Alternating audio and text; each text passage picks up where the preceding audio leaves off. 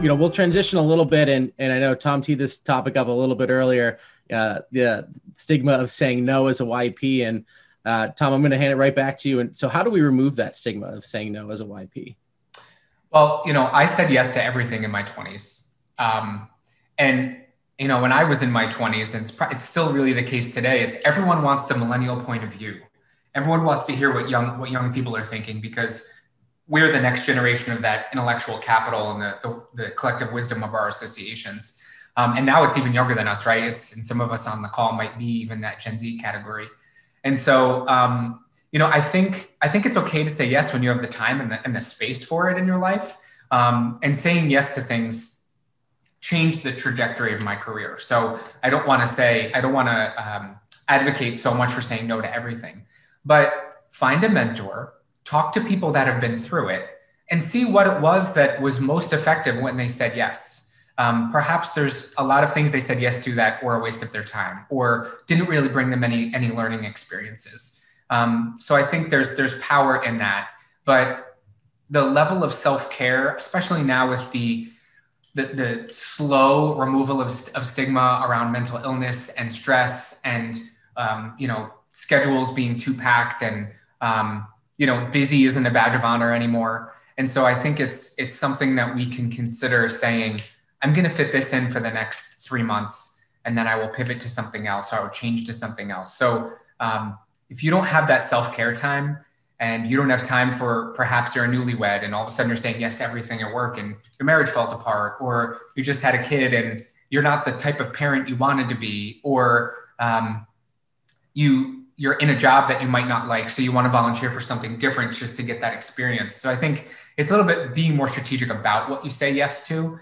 And when you're young and you're new to an industry or new to a career, you don't really know what that is. So I would say find a mentor, talk to people, see really what their most effective and strategic yeses were, and work from there.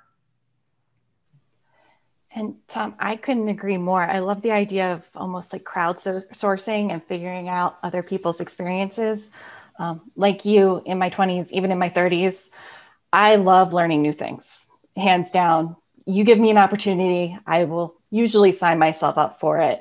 As I get older, I'm getting better at kind of recognizing, okay, my plate is a little bit too full right now, because while you learn a lot, you can burn out, and that burnout, it hurts your career trajectory long-term, and it's not fun to bounce back from.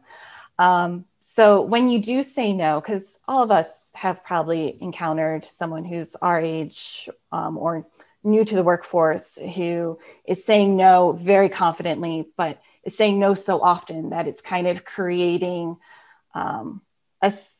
it helps kind of reinforce the stereotype that, no, we don't want to do something.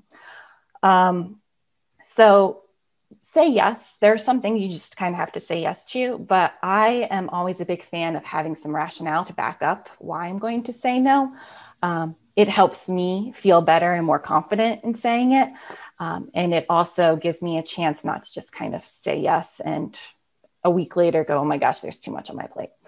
So you have to kind of work through it. There are some people, even if you say no and you have reasons, some who have been in the industry for a while, they may push back and think that, oh, you're just saying no because you're young.